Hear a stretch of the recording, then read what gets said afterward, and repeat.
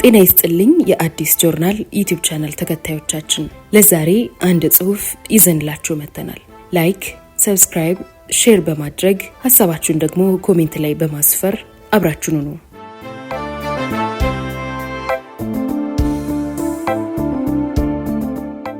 የምስራቅ እዝ ያቺን ሰዓት ልዩ የምርመራ ሪፖርት ከአብዮታዊ ሰራዊት የፌስቡክ ገጽ የተወሰደ በአብይ ደምለው።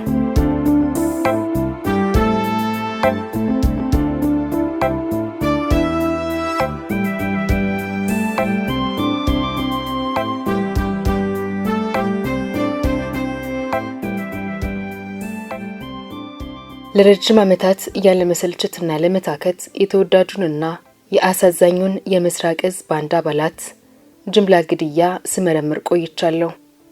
በሕይወት ከተረፉት አባላቱ ጀምሮ ከረንና አስመራ ከነበሩት የሰራዊቱ አባላት፣ የከረን ሆስፒታል አመራርና ባልደረቦች እንዲሁም በሻዕቢያ በኩል ኦፕሬሽኑን እስከመሩት ሰዎች ድረስ ታሪኩን ለማጣራት ብዙ ርቀት በዓመታት ውስጥ ተጉዣለሁ። ሙሉ ሪፖርቱን እንደየአግባቡ የመለቀው ቢሆንም በተለይም ለአሁን በፈጣን ድርጊቶች የተሞላውን ዋነኛውንና የባንዱን አባላት ሕይወት የወሰነችውን ቅጽበት ላካፍላችሁ ወደድኩ። ምስራቅ እዝ ያቺን ሰዓት ክፍል 1። ሰራዊቱን ለመቀስቀስና ለማነቃቃት ተብሎ በተሰጠ ግዳጅ የተለያዩ የሰራዊቱና የሲቪል ባንዶችና የሙዚቃ ክፍሎች በተለይም ኤርትራ ወደ ነበረው ሰራዊታችን በየተራ ይንቀሳቀሳሉ። በወቅቱ በጣም ገናና ከነበሩት የሰራዊቱ ባንዶች መካከል ደግሞ የምስራቅ እዝ የሙዚቃ ቡድን አንዱ ስለነበር ከራስ ቤት አልጋ ጭምር ወጣቷን ድምፃዊት ንግስት አበበን ዋና ኮከቢቱን አስነስቶ ጉዞ ይጀምራል ወደ ግዳጅ። የሙዚቃ ቡድኑ የመጀመሪያ ዝግጅቱን አዲስ አበባ ላይ ከቀረበ በኋላ ጉዞውን ወደ አስመራ ቀጠለ። አስመራ ደርሶ ለውሃሰ ሁለተኛው አብዮታዊ ሰራዊት ዋና መምሪያና ልዩ ክፍሎቹ ድንቅ ዝግጅቱን ካቀረበ በኋላ ጉዞው ወደ ከረን ተጀመረ። ከረን ደግሞ ግዙፍ ሰራዊታችን የሰፈረበትና በተለይም በጀነራል ታሪኩ ላይኔ ይመራ የነበረው ናደው እዝ የሙዚቃ ዝግጅቱን በጉጉት ይጠብቅ ነበርና የምስራቅ እዝ የሙዚቃ ጓድ ከረን ከተማ ደርሶ ማረፊያውን በከረን ሆስፒታል ያደርጋል። የወቅቱ የሆስፒታሉ ሜዲካል ዳይሬክተር የነበሩትና በኋላና እስከ ዛሬም ድረስ የሙያ መምህሬና ጓደኛ የሆኑት ዶክተር ወንዲፍራው ጥላሁን የባንዱን አባላት በክብር ተቀብለው ማረፊያ ሰጥተው ያስተናግዷቸዋል። ለናደው እዝ ማምሻ ላይ የቀረበውና በከፍተኛ የስሜት ማዕበል የተናወጠው ይህ የምስራቅ እዝ የሙዚቃ ቡድን ኮንሰርት ከ20 ሺህ በላይ የሰራዊቱ አባላት የታደሙበት እንደነበር እማኞች ይናገራሉ። በከፍተኛ ስሜት ውስጥና ድካም ላይ የነበሩት የባንዱ አባላት ከምሽቱ ኮንሰርት መልስ በሆስፒታል ሜንስ ቤት ልዩ የራት ግብዣ ይደረግላቸውና አዳር በሆስፒታሉ ይሆናል። ይሁንና የባንዱ አባላት የማለዳ ጉዞ በጠዋት ይጠብቃቸዋል። ስለዚህም በጊዜ ወደ መኝታ። የሁሉም ወይንም የሆስፒታሉ ስታፍ ትኩረት ማረፊያ የነበረችው ፍልቅልቋና ሳቂታዋ በወቅቱ በለቀቀችው በሸዋ ላይ ደሴ አልበም የዝና ማማ ላይ ደርሳ የነበረችው የሐረሯ በተለይም የአራተኛዋ ፈርጥ ንግስት አበበ ከአራስ ቤት ተነስታ ስለመጣች ጡቷ እያጋተ ይፈስ ስለነበር በዶክተር ወንዲፍራው ትዕዛዝ በሆስፒታሉ ስታርፍ ልዩ እንክብካቤ የተደረገላት ጋደም ብላለች። በጠዋት ማልዶ የተነሱት የባንዱ አባላት እንደታሰበው በጠዋት ጉዞ አልጀመሩም። ምክንያቱ ደግሞ የከረን አስመራ መንገድ በወታደራዊ ቋንቋ ተወጥሮ በቃኝ ክፍሎች ከሰርጎ ገቦችና ከፈንጂ ጽዱ መሆኑ የግድ መረጋገጥ ስለነበረበት ነው። ሁሉም በአግባቡ እየተከናወነ ይሆን እንጂ በተንቀሳቀሰ ትዕዛዝ መዘግየት ምክንያት እንደታቀደው የሌሊት ጉዞ አልተጀመረም።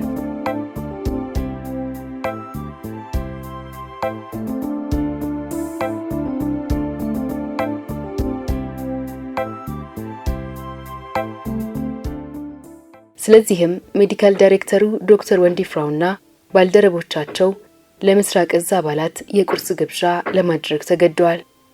በወቅቱ በስፍራው የነበረውና ኋላ ላይ የሙያ ባልደረባችን የነበረው ነፍሱን ይማርልኝ የወቅቱ የከረን ሆስፒታል የሬዲዮሎጂ ዲፓርትመንት ባልደረባ ዶክተር ጃራም ይህንኑ ያጠናክራል። በነገራችን ላይ ይህ የቁርስ ግብዣ በታሪክ የመጨረሻው የምስራቅ እዝ ባንድ አባላት ግብዣ ሆኖ ስለሚመጣ በግሌ ዘላስት ሱፐር ወይንም የመጨረሻው ራት ብየዋለሁ። የአጀባ ቡድኑ ከከረን ሆስፒታል ቅፍለት ወይንም ኮንቮይ ሰርቶ በኦራል ዙ 23 ፒኬኤም መትረይስ በተጠመዱ ዋዝ መኪኖች ታጅቦ ሲወጣ የባንዱ አባላት ደግሞ ጎኑ ላይ በትልቁ ምስራቅ እዝ ተብሎ በተጻፈበት ዳፍ አውቶቡስ ውስጥ ተቸምችመው ስለ ማታው ድንቅ ኮንሰርታቸው ስለ ሰራዊቱና ስለ ከረን ከተማ ውበት እየተወያዩ ጉዞ ሲጀመር የሆስፒታሉ ሙሉ ስታፍ ወጥቶ እጅ እያውለበለበ ተሰናበታቸው። የባንዱ መሪ ሆኑት አዛዥ መኮንን ግን ወደ ኋላ መለስ ብለው ስለተደረገላቸው መስተንግዶ ሜዲካል ዳይሬክተሩ ዶክተር ወንዲፍራውን በእጅ በመጨበጥ አመስግነው ወደ መኪናቸው ገቡ። እናም ጉዞ ተጀመረ። በተቃራኒው ደግሞ አስመራ ከተማ ላይ የተደበላለቀ ውብ ኮንሰርት ትላንት ምሽት ያካሄደውና የሀገራችንን የወቅቱን ዝነኛ ወጣት ድምፃውያንን ያዘው ሌላው ምድር አንቀጥቅጥ የሲቪል ባንድ ማልዶ ከአስመራ ተነስቶ ወደዚሁ ከረን አቅጣጫ በኮንቮይ ታጅቦ መገስገስ ጀምሯል። ከአስመራ ዙሪያ ጥበቃ ጀምሮ ከረን ላይ በሰፊው ተዘርግቶ የአካባቢውን ጸጥታ የሚጠብቀው የውሃሰ የቃኝ የውጠራና የአጀባ አባላት ከማታ ጀምሮ ዋናውን አውራ ጎዳና በየመንገዱና የሙዚቃ ዝግጅቶቹ የሚካሄዱባቸውን ቀጠናዎች ወፍ ዝር እንዳትል አድርገው በአስተማማኝ ሁኔታ እያስጠበቁ ናቸው። ይሁንና በተቃራኒው ደግሞ በወቅቱ በከፍተኛ ተጠቂነት ወይንም ዲፌንሲቭ ላይን ውስጥ ለመግባት ተገዶ የነበረው የህግሃሴ ሻቢያ በከፍተኛ አመራሩ ደረጃ ተቀምጦ እንዴት እነዚህን ሁለት የሙዚቃ ቡድኖች ላይ ድንገተኛ ጥቃት በመፈጸም ስርዓቱን ድንጋጤ ውስጥ በመክተት ከባድ ተገዳዳሪ ኃይል መሆኑን ለመላው ዓለም ጭምር ለማሳየትና ደርግን ወደ ድርድር ጠረጴዛ ለማምጣት ከፍተኛ የሚስጥር ስብሰባ አካሂዶ ውሳኔ ላይ ተደርሷል። ስለዚህም ሸማቂና ድንገተኛ ጥቃት አድራሽ ኮማንዶዎቹን ሌሊቱን ያመቸኛል ብሎ ወደ መረጠው የዋናው መንገድ ኩርባ አስጠግቶ አድሯል። እናም ገዳይ አባላቱ ቁጥቋጦ ውስጥ ተሸሽገው የባንዶቹን መምጣት እየተጠባበቁ ሌሊቱ ነግቷል። በዚያ ላይ ገዳዮቹ በስለላ መዋቅሯቸው ሁለቱም ባንዶች ከአስመራና ከከረን መነሳታቸው ተነግሯቸው አሁን ያላቸው መሳሪያዎች ሁሉ አቀባብለው በጥፍራቸው ቆመው በመንገዱ በተደጋጋሚ የሚመላለሱ የውሃሰ ቃኞች እይታ ውስጥ ላለመግባት አድፍጠው ተኝተው እንግዶቻቸውን ይጠባበቃሉ። ውሃሰ ደግሞ በርሱ የግዳጅ ቀጠና እነዚህ ትልልቅ የሀገር ስመጥሮች ላይ አደጋ ቢደርስ ለክፍሉም ሆነ ለሰራዊቱ እንዲሁም ለስርዓቱ ከባድ ውድቀት እንደሚያመጣ በመረዳት ብሎም ሻቢያ ይህንን እድል ለከፍተኛ ፕሮፓጋንዳው ሊጠቀምበት እንደሚችል በመገመት እርሱም በጥፍሩ ቆሞ እየጠበቀ ነው የነጋው። በሌላ በኩል ሞት እንደተቋጠረችላቸው ያላወቁት እነዚያ ሁለት የወቅቱ ገናና ባንዶች ወደ መገደያ ወረዳቸው ከሁለት አቅጣጫ እየመጡ ናቸው።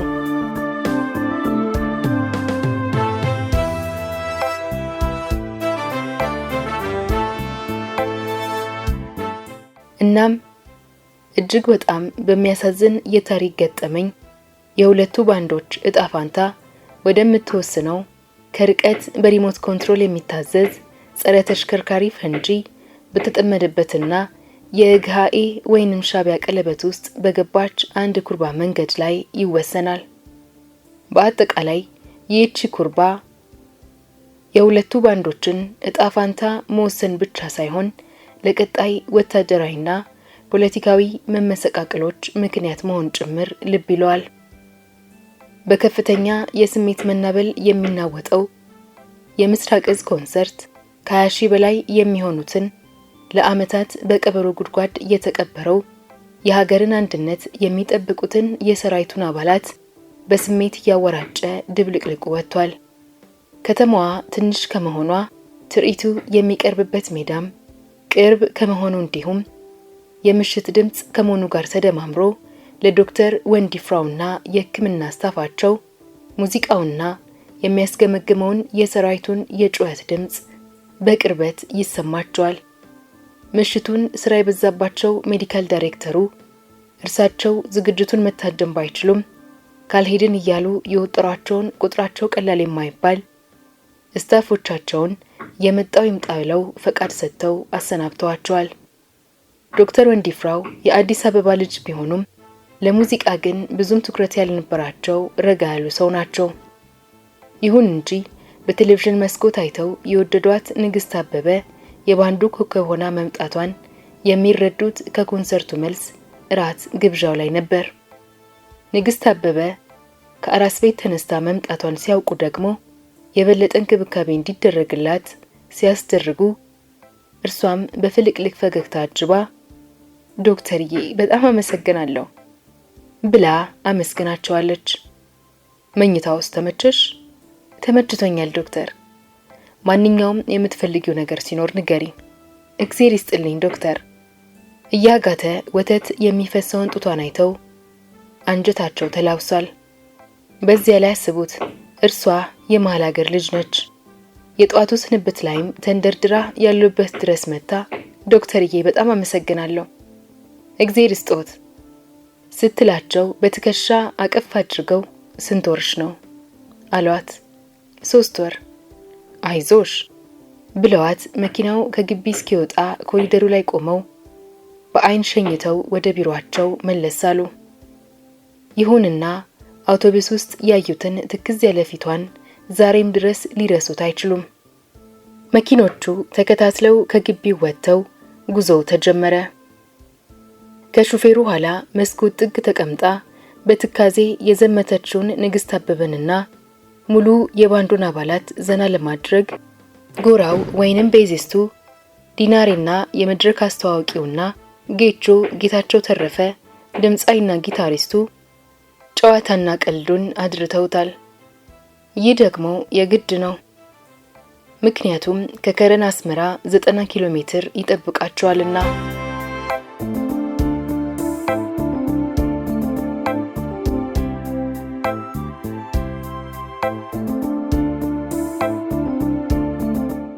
የአስመራው አውቶቡስ ትላንት ምሽት አስመራን ሲነጣት ያደረው የወቅቱ የሀገሪቱ ቁጥር 1 ሮሃ ባንድ የወቅቱን ገናና ኳክብት ነዋይ ደበበን፣ ሐመልማል አባተን፣ አረጋኸኝ ወራሽን፣ ሸውበሊ ብለነይ በሚል የትግረኛ ሙዚቃው ሀገሩን ያናወጠው ብርሃነ ኃይልን ጨምረው የባንዱ አባላት ከረን ምጽዋ ለሚጠብቋቸው ኮንሰርቶች በጠዋት ጉዞ ጀምረዋል።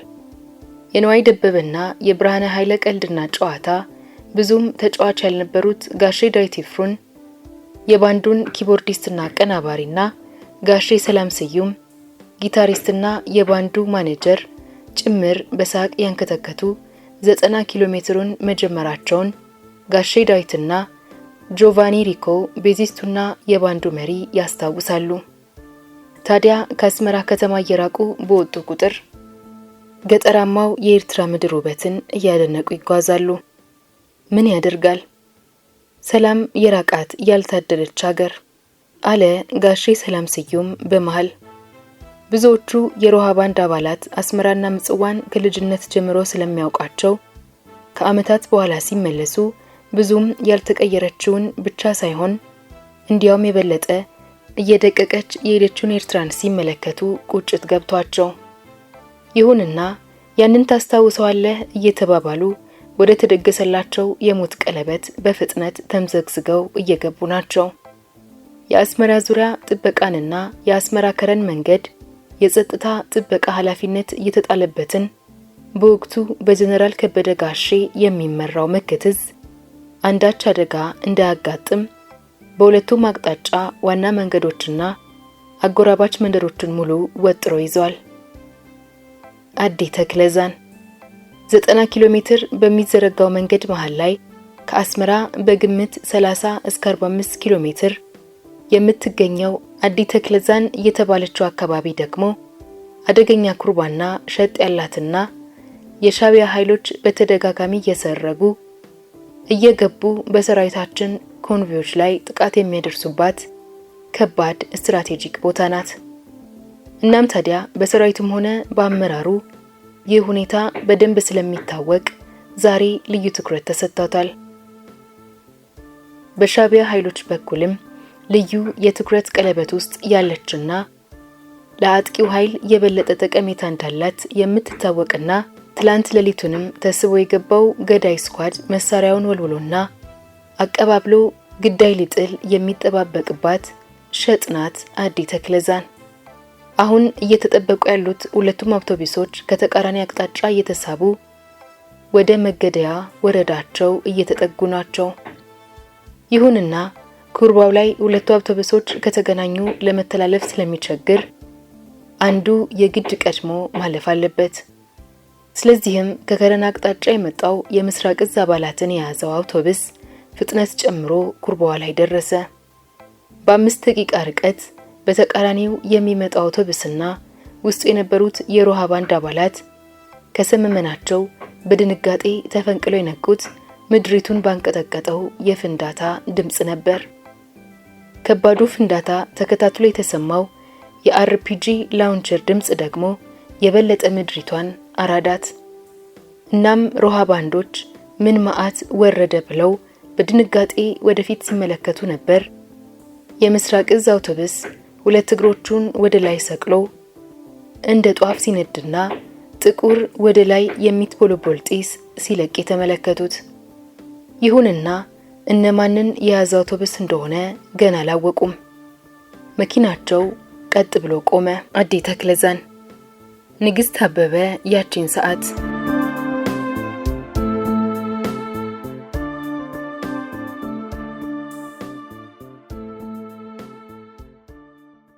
የኮንቮዩን አጀባ ሰንሰለት ቆርጠው የገቡትና ሌሊቱን ሸጥ ውስጥ መሽገው ያደሩት የህጋኢ ሻቢያ ተዋጊዎች የተኮሱት ላውንቸር አውቶቡሱን ወደ ጥቁር ጢስ ቢቀይረውም በዚህ ግን በቃን አላሉም። ስለዚህም 7ቱ ተዋጊዎች ከሸጡ ተወርውረው በፍጥነት ወደሚነዳው አውቶቡስ ተወርውረው ገቡ።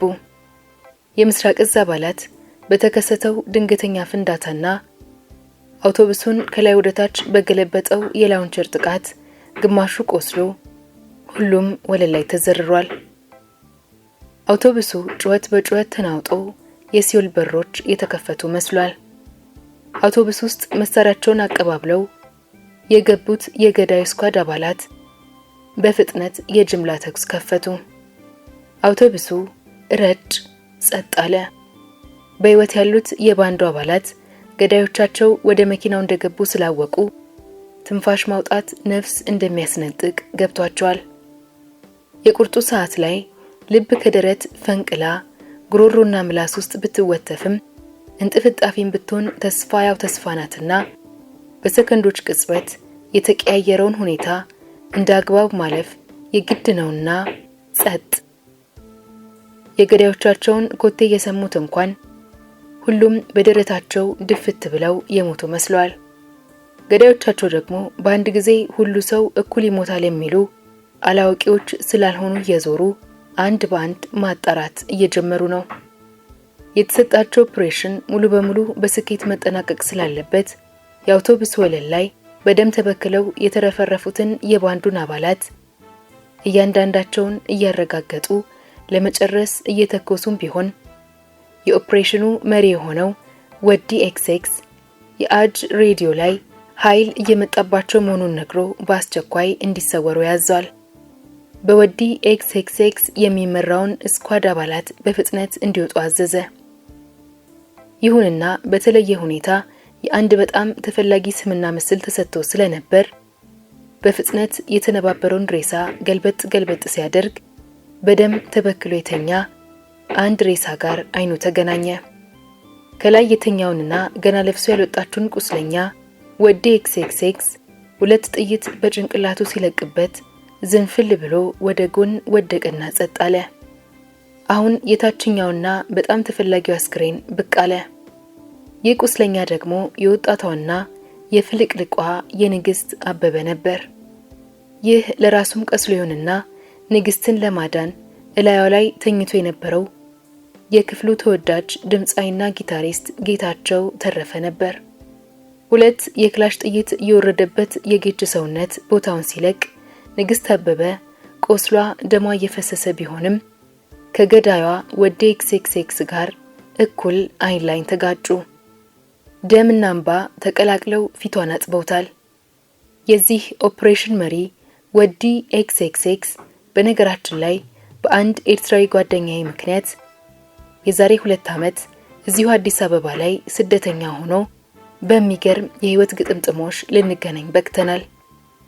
ለደህንነቱም ሲባል ቃል በገባውለት መሰረት አሁን ወደ አውስትራሊያ መግባቱን ካረጋገጠልኝ በኋላ ነው ይህንን ታሪክ የለቀኩት።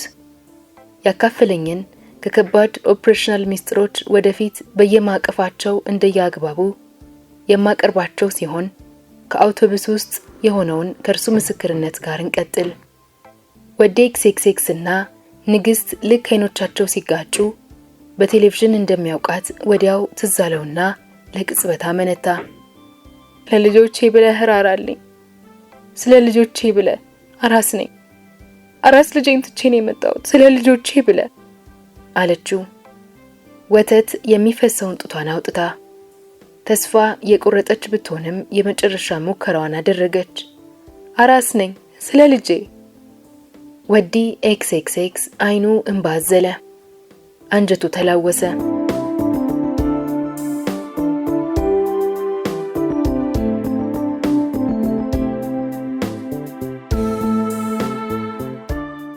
ይሁንና የተሰጠው ኦፕሬሽን ደግሞ በከባድና በከፍተኛ አመራር ደረጃ ተይዞ ውጤቱ በጉጉት እየተጠበቀ ነው። ከአይኑ የወደቀችው አንድ የእንባ ዘለላ ለንግስት ትንሽ ተስፋ ሰጠችና ልመናዋ ቀጠለ። የመኖርና ለመኖር የመጨረሻዎቹ ፍርክስካሽ ሴኮንዶች እውነታ። ገዳይና ዘኔታ ግን ብዙ ጊዜ ዝምድና የላቸውምና የግድ መጨከን ነበረብኝ ይላል ወዴ ኤክስኤክስ። በፍጥነት ከመኪናው በመውጣት ኦፕሬሽኑን ከፍጻሜ በማድረስና በንግስት አንጀት በሚላወስ ልመና የተወጠረው ወዴ ኤክስኤክስ አዝናለሁቴ፣ ይቅርታ፣ ትዕዛዝ ነው፣ አዝናለሁ አለና አንድ የክላሽ ተኩስ ጨመረ። በሽርጡ ፊቱን ሸፍኖ እንባው እየወረደ ፈጥኖ ወደ ሸጡ ተወረወረ። አውቶቡሱ አሁን በጣር ድምጾች ተሞልቷል። ልጄን ልጄን ልጄን የሚለው የንግስት አበበ ድምጽ ግን አውቶቡሱን ያናጋዋል። ለሰራዊቱ የአደጋ እንደደረሰ በቦታው በፍጥነት እንዲደርስ የታዘዘውን የአምስተኛ አየር ወለድ አንደኛ ሻለቃ ስኳድ የመሩት ግርማ ኃይሌ እንዲያስታውሳሉ። በወቅቱ ቦታው ላይ በፍጥነት እንድንደርስና አደጋውን የፈጠሩትን ሽፍቶች የማሳደድ ማጥቃት እንድንፈጽም በቦታው ታዞ የደረሰው አምስተኛ አየር ወለድ ብርጌድ አንደኛ ሻለቃ ነበር። ግን አደጋው የተፈጠረበት ሰዓትና እኛ የደረስንበት ሰዓት እጅግ የተራራቀ በመሆኑ አደጋ ጣዩ ላይ መድረስ አልቻልንም። እስካሁን ግን በአእምሮዬ የማልረሳው በወቅቱ የነበረው 2 አሳዛኝና አስቂኝ ክስተቶች መሃል አንደኛው አሳዛኝ ክስተት በወቅቱ ስንደርስ ድምጻዊት ንግስት አበበ በከባድ መቁሰል አደጋ ውስጥ በማጣጣር ልጄን እያለች የምታሰማው የጣር ድምጽ ሁላችንንም በእንባ አራሽቶን ነበር።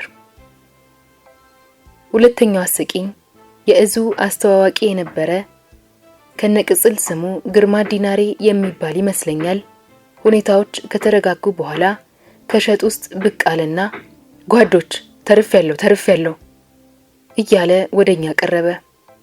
በኋላ ምድለኛን እንዴት ተረፍ ስንለው ልክ ተክሱ እንደተጀመረ ማንፉል አለ አልኩና ላጥብዬ ሸጥ ውስጥ ገባውና ተረፉ ብሎ ለቅሷችንን በሳቅ የቀየረው እስካሁን ድረስ አይረሳኝም ብለው ሁኔታውን ያስታውሳሉ። ይህንን ለመጻፍ 2 ቀን ወሰደ። ያቺን የንግስትን ቅጽበት እያሰብኩ እንባይን መክታት ስላቃተኝ ነው። እንደምንም ተወጥቻለሁ። ታሪኩ መጽሐፍ ስላለበት። ንግስትዬ ነፍስሽ በሰላም ትረፍልኝ የኔን ስፍስፍ።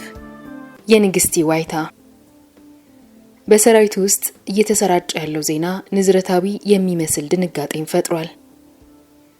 ፈጥነው በቦታ የደረሱት የአየር ወለድ ተወርዋሪ ስኳድ አባላት ፈጥነው ስፍራው ላይ ቢደርሱም አባረው ሊመቱት የቻሉት ወንበዴ አላገኙም። ምክንያቱም አደጋው የደረሰበትና እነርሱ በስፍራው የደረሱበት ሰዓት ልዩነት ነበረውና። ይሁንና እንደ ንግስት አበበ በጣር ላይ ለቀሩ ጥቂት ነፍሳት መትረፍ ግን ተስፋ ይሰጥ ይሆናል።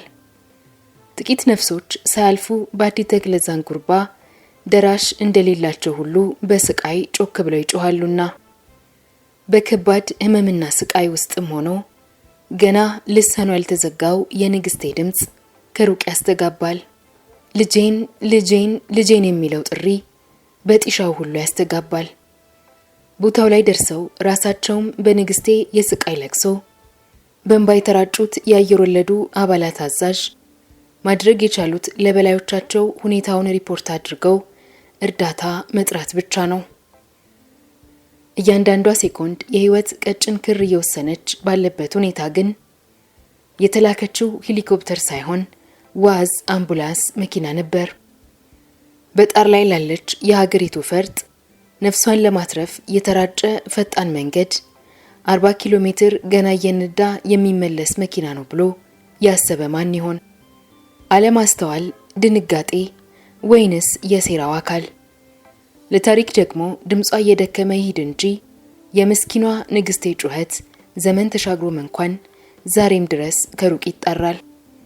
ሰሚ ያጣች የየዋህ አራስ ጩኸት የሚሰማውና ቶሎ የሚደርስላት ጠፍቶ ዛሬም ድረስ ጩኸቱ ያደነቁራል። የፍትህ ያለ የወገን ያለ የሀገር ያለ እያለ ከርቀት ከከረን አስመራ መንገድ ላይ ይጣራል። ልጄን ልጄን ልጄን የኔ ምስኪን የኔ ድሃ። አስመራ ቃኘው። የመቶ አለቃ ታደለሽ ሁንዴ ህዋሰ ሆስፒታል ቃኘው ልዩ የቀዶ ጥገና ክፍል መግቢያ በር ላይ ያለ ወትሯቸው ጋውን የለበሱ ወታደሮች ሰብሰብ ብለው የሆነ ነገር እርስ በርስ ሲያወሩ ይመለከታሉ። እኔ ቆምኩት ከነሱ ራቅ ብዬ ወደ 01 ጓዶች መዝናኛ ክበብ መግቢያ በር ላይ ስለነበር እነሱ የሚሉትን ነገር አላዳመጥኩም። ጥቂት ደቂቃ ቆይቶ ግን ከገጀረት ሆስፒታል በግምት 3 ኪሎ ሜትር አንድ የወታደሯ አምቡላንስ ጭንቅላታቸው አካባቢ የቆሰሉ 2 ወታደሮችን በፍጥነት አውርዶ ሲመለስ እኔም ጋቢና ገብቼ ገጀረት ሆስፒታል አጠገብ ወደሚገኘው የጤና ረዳት ማሰልጠኛ ትምህርት ቤት ጉዞ ጀመርን።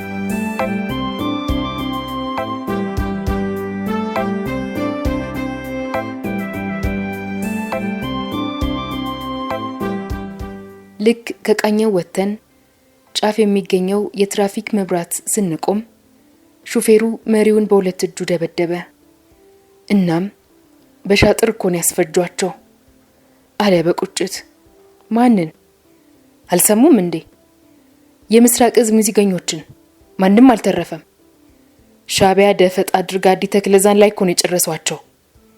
በሄሊኮፕተር ማምጣት ሲቻል በትንሽ የጦር አጃቢ በመኪና እንዲመጡ አድርገው ነው እንዲፈጁ ያደረጓቸው አለ በቁጭት።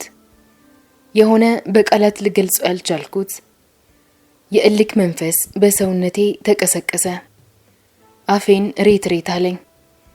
ይሄ የምስራቅ እዝ ሙዚቀኞች በደፈጣ ማለቅ ከዚያ በፊት ካጋጠመን ሁሉ የተለየ በመሆኑ የእልሃችንና የቁጭታችን ወሰን ገደብ አልነበረውም።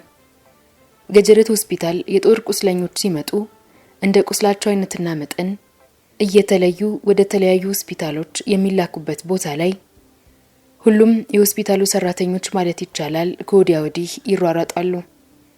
በስነ ስርዓት ተኝተው የተሸፈኑ 36 ወይንም 37 አስክሬኖች ተደርድረዋል። የሁሉም የስትንፋስ ምንጭ እርግብግቢታቸው ቆሟል። ሁሉም በአደገኛ ሁኔታ በተደራራቢ የጠመንጃ ጥይት ተመተዋል። 1-3-4ቱን ገለጥኩና አየው። ሶስተኛው ላይ አበሩ የምትባለው ዘፋኝ ፊቷ ድብዝዝ ብሎ በትዝብት አይነት መንፈስ አስፈጃችን አይደል የሚል ይመስላል። ጀግንዬ ጀግንዬ ጀግና ሰው የሚለውን ዘፈን የምትጫወተው ናት። ወዲያው ፊቷን አለበስኩት። አራተኛው ሳሙኤል የሚባል ዘፋኝ ከአስመራ ሙዚቀኛ ወደ ምስራቅ የተዛወረ የወገኑን ችግር ይጠባበቃል። ህዋሰ ጥይት አጉርሶ እያለ የሚዘፍነው ነው። ከዚያ በደመነፍስ በተከታታይ ስመለከት አንድ እድሜያቸው ገፋ ያሉ ሰው ግንባራቸው ኩስትርትር እንዳለ ተመለከትኩኝ። እኚህ ሰው ሐማሬሳ 3ኛ ክፍለ ጦር ኦፈን ነመኝታ እያሉ የሀገር ሰራዊቱን የሚያስጨፍሩ ዘፋኝ ናቸው። እሳቸውን አይቼ ወደ ቀኜ ዞር ስል ግርማ ዲናሬ የሚባለው የሙዚቃ ባንዱ የመድረክ አስተዋዋቂ ከሻለቃ ዮሐንስ ጆኒ ጋር ቆሟል። ጆኒ ወረቀትና ስክሪፕቶ ይዛል። አጠገቡ ሌላዋ በህይወት የተረፈች ሙዚቀኛ መጠነኛ ቆስላ አጠገቡ ከሌሎች ጋር ቆማ ትታያለች። ወዲያው እሷ ሳትሞት ነው ቆስላ የተነሳችው ተባለ። ንግስት አበበን። ንግስት መላው ኢትዮጵያ የሚያውቃት ኢሰፓ ኢሰፓ ኢሰፓ አበባ በራ በሚለው የወቅቱ ተወዳጅ ዘፈኗ ነው። ብዙም አልቆየ መጣ መጣ የሚል ድምጽ ስንሰማ ሁላችንም ስንዞር ከቃኘው ልዩ ሆስፒታል እየከነፈ የመጣ ሌላ አምቡላንስ ወደ ግቢው ገባ ይሉናል።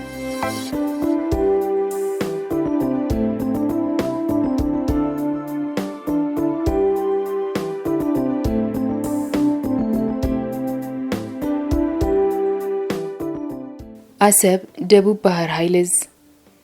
ቦታው አሰብ ነበር። ደቡብ ባህር ኃይል ዕዝ በኢሰፓ መሰረታዊ ድርጅት ቢሮ ውስጥ ነው። የፓርቲው ጽህፈት ቤት አመታዊ የሥራ አፈጻጸም ለመገምገም ከፓርቲው ኮሚሽን ተወክለው በመምጣት ከጧት ጀምረው እያንዳንዱን የሥራ ክንውን ሁሉም ዶክመንት ቆርቦላቸው እየመረመሩ ነበር። ከኔ ጋር ሁለተኛ ቀናቸው ነው። ዋናው ብርጋዴር ጀነራል ናቸው። ሌላው ወጣት መቶ አለቃ። ሁለቱም የምድር ጦር አባላት ናቸው። ዋናው መኮንን አጠር ብለው ትንሽ ወፈር አይሉ የማይከብዱ ተጫዋችና ፈገግተኛ ናቸው። ስራው ሊጠናቀቅ ዛሬ ከሰዓት በኋላ በአባላት የፓርቲ ዲሲፕሊን ግምገማ እንድንዘጋጅ እየነገሩኝ ገና ተናግረው ሳይጨርሱ ነበር በድንገት ከፊት ያለው ስልክ የጮኸው። 660910 የሆነ ድምጽ ጤና ይስጥልኝ ጓድ ጀነራል ወርቁ ቸርነት እርሶ ጋሉ አለኝ። ቆም አልኩና ስልኩን ሰጠዋቸው። ያ ሰው የሚለው አይሰማም። ጀነራል ወርቁ ቸርነት የተወሰኑ ሴኮንዶች ካዳመጡ በኋላ ከመብረቅ በሚስተካከል ድምጽ ምን ብለው ጮሁ። ስልኩን ወረወሩና ወይኔ ልጄ እኔ ነኝ የበላውሽ ከራስ ቤት አውጥቼ እያሉ በሩን ከፍተው ወጡና ህንጻውን በከፍተኛ ድምጽና ለቅሶ አደባለቁት። ሁላችንም ደንግጠን ፈዘናል። ጀነራሉ የሚሉት ሊገባን አልቻለም። እርሳቸውን ለማረጋጋት የሚቻለው ጠፋ። በጣም ብዙ ሰው ተሰበሰበ። የኔ አለቃ ዋናው አዛዥ ቀረባሉና ምን ሰሙ ጌታዬ አሏቸው። ያንቺ ድምጽ ለጦሩ ጉልበት ነው። አንድ ጊዜ ደርሰሽ ነይ ብዬ የ15 ቀን አራስ በአካል ሄጄ ለምኜ ልክ ያሳረድኳት እያሉ እንባቸውን ያወርዱታል። ወዲያውም መኪና አሉ። ዋዝ ቀረበላቸውና ከግቢው ወጡ። ይሁንና ግን አልተመለሱም። ከዚያ በኋላ ነው ንግስትና ሌሎችም ከረን መንገድ ላይ ማለቃቸውን የተረዳ ነው። ይሄንንም ክፍል ለመጻፍ 2 ቀን ወሰደ። ያቺን የንግስት ቅጽበት እያሰብኩ እንባይን መክታት ስላቃተኝ ነው። እኔ እንደምንም ተወጥቻለሁ። ታሪኩ መጻፍ ስላለበት። ንግስትዬ ነፍስሽ በሰላም ትረፍልኝ። የኔን ስፍስፍ ልቤን አንሰፈሰፍሹ። ጩኸትሽ ግን ዛሬም ይሰማናል።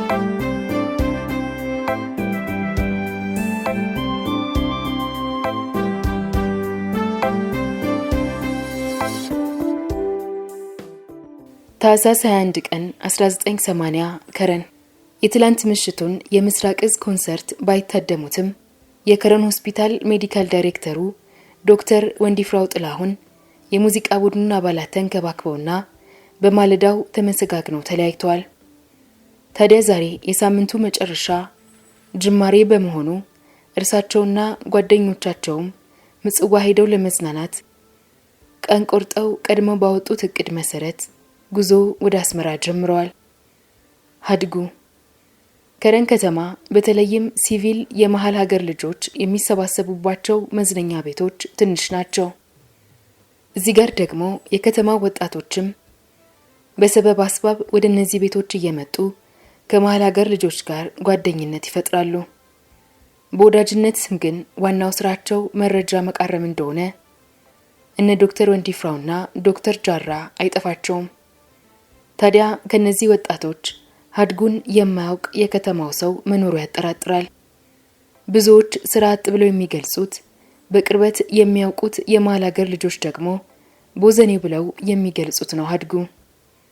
ታዲያ ሀድጉ በዚህ ማለዳ አስመራ ስራ ተገኝቶልሃልና በአስቸኳይ ድረስ ተብሎ ወዲያ ወዲህ ሲራወጥ አንድ ወደ አስመራ የሚሄድ ቶዮታ ላንድ ክሩዘር ፒካፕ አግኝቶ ጉዞ ወደ አስመራ ተጀምሯል። 40 ኪሎ ሜትሩን በፍጥነት እየበረሩ አዲ ተክለዛይ የተቃረቡ ናቸው። በጥቂት ደቂቃዎች ርቀት ላይ ደግሞ ወዲ ኤክስኤክስኤክስ የሚመራው የህግሃኤ ወይንም ሻቢያ ገዳይ ስኳድ የምስራቅ እዝ ባንድና አባላት እየጨፈጨፉ ነበር። ኦፕሬሽናቸው እንዳይደናቀፍ ደፈጣ ያዙ ሌሎች የሻቢያ ኃይሎች ደግሞ ለምስራቅ እዝ ከኋላ የሚደርስለት ኃይል እንዳይኖር ከኋላ ዘግተዋል። በዚህ መሃል ነበር እና ሀድጉን የጫነችው ፒክአፕ ከርቀት ብቅ ያለችው። እናም ያደፈጠው ኃይል አንድ አርፒጂ ላውንቸር ይተኩስና በሴኮንድ ወደ አመድነት ይቀይራታል።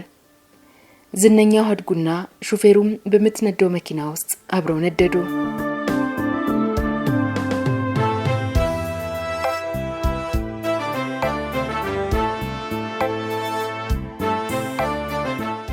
ታህሳስ 22 1980 የዊኬንድ መዝናኛውን በውቢቷ ምጽዋ ለማድረግ 3 ሆነው የተነሱት እነ ዶክተር ወንዲፍራውም አዲ ተክለዛን የሚደርሱት ከ24 ሰዓት በኋላ ነው። መኪናው ውስጥ ጨዋታው ደርቷል። ከፊት ለፊታቸው በደቂቃዎች ርቀት በትላንት ዕለት ምን እንደተፈጠረ ግን የሚያውቁት ነገር አልነበረም። የነ ሀድጉም መኪና ከተመታች በግምት 24 ሰዓት ሆኗል። እንደ ጧፍ ቀልጣ ከሰል የመሰለችውን የነ ሀድጉን መኪና ሲያዩ ቢደነግጡም ወደፊት እንጂ ወደ ኋላ የለም ብለው መኪናውን አልፈው ወደ መግደያዋ የአዲ ተክለዛን ጉርባ ሲጠጉ መንገዱ በከፍተኛ ደረጃ በታጠቁ የአየር ወለድ ኮማንዶዎች ተዘግቶ ጠበቃቸው። ለወትሮ ፍተሻ ላይ ሐኪም መሆናቸውን ብቻ ሲናገሩ በሮች የሚከፈቱላቸው ዶክተር ወንዲፍራው አሁን መንገድ በዘጉ የአየር ወለድ ኮማንዶዎች ብዙ ጥያቄ ቀርቦባቸው መታወቂያቸውን አሳይተው እንዲያልፉ ተፈቀደላቸው። ወደ ኩርባው ሲጠጉ ግን አሁንም ድረስ በእሳት እየተንቀለቀሉ ያሉትን ኦራል መኪኖችና አንድ አውቶቡስ አይተው አይኖቻቸውን ማመን አቅቷቸው ቀስ ብለው በጎን አለፉ። እንደ አራስ ነብር የተቆጡት ባለቀይ ቦኔት የአየር ወለዱ ኮማንዶዎች አይን ስለፈጠጠባቸው ምን ተፈጥሮ ነው ብለው እንኳን ሳይጠይቁ ሹክክ ብለው አለፉ። መንደድ የያዙት ዶክተር ወንዲፍራው ትላንት ማለዳ ቁርስ ጋብዘው የሸኟቸውን የምስራቅ እዝ ባንድ አባላት የጫኑ መኪኖች የነበሩ ሲሆን ኮማንዶዎቹም ጥቂት መድረሱ እንደተነገራቸው ተወርውረው የደረሱት የ5ኛ አየር ወለድ 1ኛ ሻለቃ ስኳድ አባላት ነበሩ።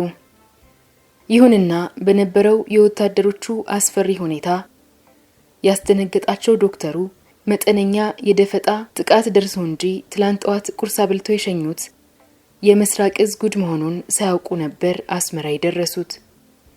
ታህሳስ 21 ገጀረት ሆስፒታል አስመራ ክንፍ አውጥቶ እየበረረ የመጣው 2ኛው ዋዝ አምቡላንስ በደም መፍሰስ ብዛት እየደከመች የመጣችውን እንቁይቱን ንግስት አበበን ጭኖ የመጣ አምቡላንስ ነበር። ንግስት አበበ ደክማለች። ይሁንና አሁንም በሰለለ ድምጽ ልጄ ትላለች። የድንገተኛ ክፍሉ አባላት ንግስት አበበን በቃሬዛ ጭነው ወደ ዋርዱ ተወረወሩ። ይሁንና የድንገተኛ ክፍል አልጋ ኮች ላይ አስተኝተው ኦክሲጅን እየሰጡ ነፍሷን ለማትረፍ ቢረባረቡም በደቂቃዎች ውስጥ የንግስቷ አስተንፋስ ላትመለስ ህቅ ብላ ላትመለስ አመለጠች። ክፍሉ በለቅሶ ተሞላ። ወርቃችን እጃችን ላይ አመለጠች ብለው አሁንም እንባቸው ይወርዳል የክፍሉ ሐኪም።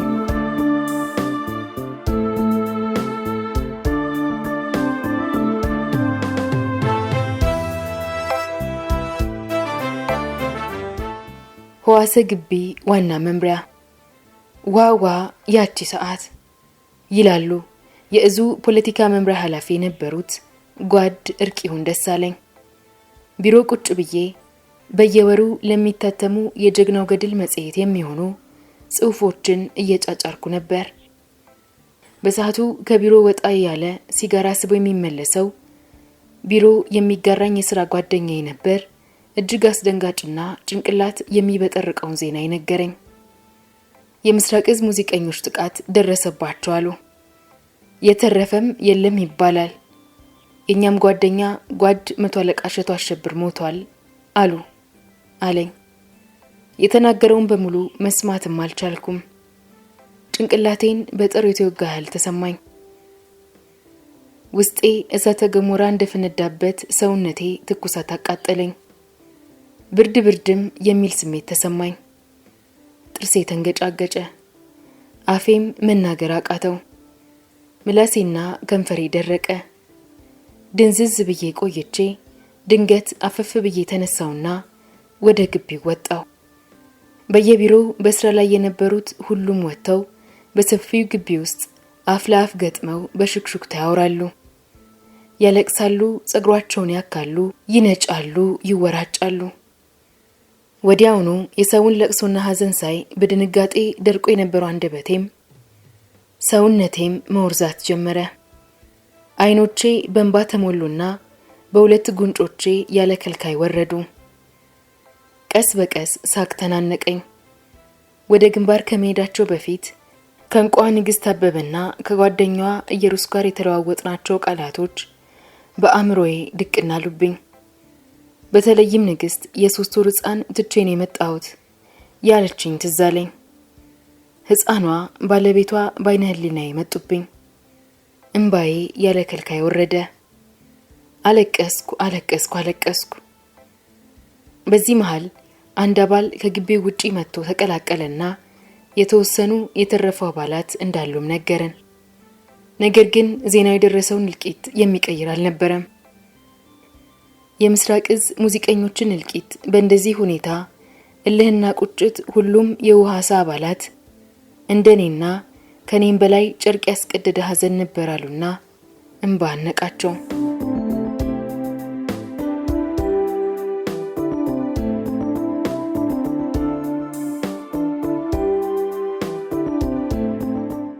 ታህሳስ 18 እስከ 21 1980 በስተመጨረሻም ክቡር ባለቤቷ ልጇና በህይወት ያሉ ጓደኞቿ ተገናኙና ጨዋታው ዙሩ ከረረ።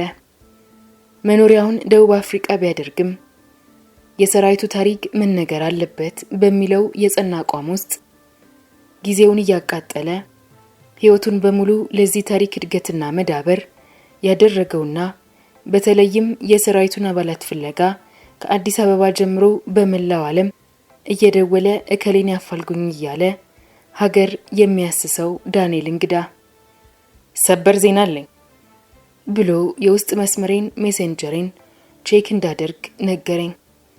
ከትላንት ወዲያ ምሽት የምስራቅ እዝ ያቺን ሰዓት ክፍል 1 ትረካ ከተጀመረ ጀምሮ በዘመቻ ስናስስ ስናፈላልግና ስናድነው የነበረው የዋናው ቁልፉን ሰው ስልክ ነበር ያገናኘኝ። የንግስት አበበን ባለቤት የበለው ታደሰን።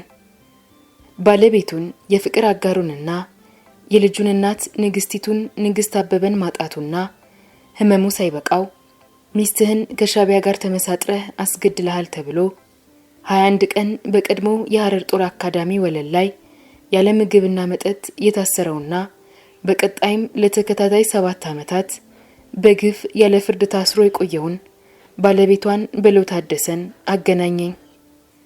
በ5 ክፍል የተተረከውን የምርመራ ታሪክ ፈጽሞ ያልሰማነውን ብለውን መጀመሪያ እባክህ የተጻፈውን አንብበውና ስሜትን ንገረኝ ብዬ ትላንት ከሰዓት በኋላ የደወልኩለት ሰው ዛሬ ማምሻውን ደግሜ ስደውልለት ገና ከሳግና እንባ ስላልወጣ ለዛሬ ላክልኝና ለመጀመሪያ ጊዜ የምታያቸውን ፎቶዎች ላጋራችሁ ወደድኩ። በተለይም ለመጨረሻ ጊዜ በእጇ ጽፋ የተወችለትን ማስታወሻ አካትቻለሁና ልብ በሉልኝ። ይህንን ታሪክ በመጻፍ የተረፈኝ ከባድ ህመምና በህመም ውስጥ ያለ ደስታ ነውና እናንተም ቻሉት። የንግስት አበበ የመጨረሻው ደብዳቤ። ደብዳቤ የተጻፈው ለተከበረው ባለቤቷ ለበለው ታደሰ ሲሆን በወቅቱ በለው ለስራ ወሎ ደርሶ የሚመለስበት ቀን ነበር። በተደጋጋሚ በነበራቸው ውይይት ለአስመራው ኮንሰርት እንደማትሄድ ተስማምቶ የነበረ ቢሆንም በምን ሁኔታና ማን እንዳሳመናት ሳይታወቅ ነበር በድንገት የመሄዷ ዜና የተሰማው። አቶ በለው የወሎ ስራውን ጨርሶ ሐረር ገብቶ የሚያድረውም በዚህ ዕለት ነው። ታዲያ ቤቱ ደርሶ ሚስቱን ሲፈልግ ዛሬ ጠዋት በጠዋት መሄዷ ይነገረዋል። የሚገርመው ነገር ንግስቴ ልጇን እንኳን የሚይዝላት ሰው ስላልነበር ለጎረቤት የ15-16 ዓመት ህፃን ልጅ ነበር ትታ ለመሄድ የተገደደችው። ይህንን በችኮላ የተጻፈ ደብዳቤም የምትሰጠው ይህችው የ15 ወይንም 16 አንድ ፍሬ ልጅ ነበረች። አሁንም ትልቁ ጥያቄ የሚሆነውና በኋላ ላይ በቀጣይ ከሚከሰቱ ነገሮች ጋር ሲታይ የተደበቀ ረቂቅ ሚስጥር ያለው የሚያስመስሉ ብዙ ነገሮችን እናያለን።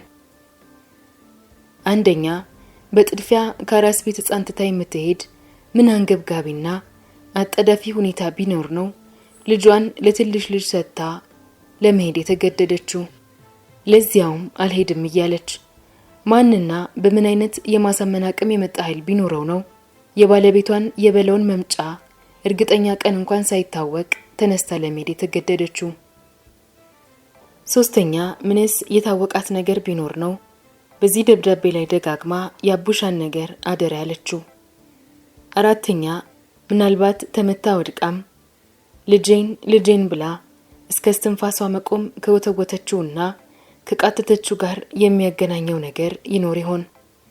አምስተኛ፣ የከረን አስመራ ጉዞ በአውሮፕላን እንዲሆን ታዞላቸው እያለ እስከ ቀኑ 5 ሰዓት ከሩብ ያስጠበቃቸውና በኋላም በኦራል መኪና እንዲጫኑ የወሰነው ማን ነው? ስድስተኛ፣ በኮንቮይ አጀቡ ከከረን ከተማ ሲወጡ ከኋላ ጭምር አጅቧቸው የነበረው የኮንቮይ አጀብ ወዴት ሄዶ ነው ከፊት ብቻ ባለ አንድ የኦራል መኪና ሊታጀቡ የቻሉት?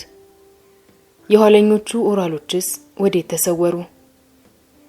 ከቀኑ 7:15 ለደረሰ አደጋ እንዴት እስከ ቀኑ 9 ሰዓት የሚደርስላቸው ኃይል ሊጠፋ ቻለ?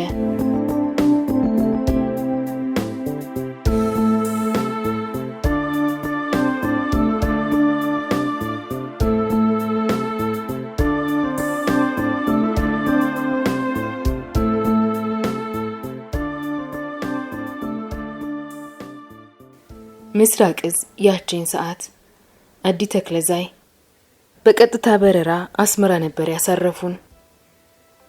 ይሁንና በወቅቱ አስፈሪ የጦርነት ሁኔታ ያንዣበበበት ስለነበርና በተለይም የአስመራ ከረን መስመር አደገኛ ስለነበር አስመራ ላይ 17 ቀን ያህል ለመቀመጥ ተገደን ነበር ትላለች በአደጋው 2 እግሮቿን በጥይት ተመታ በታምር የተረፈችውና ምስራቅ እዝን በ1976 ተቀላቅላ እስከ መጨረሻው በተወዛዋዥነት ያገለገለችው ገነት በቀለ።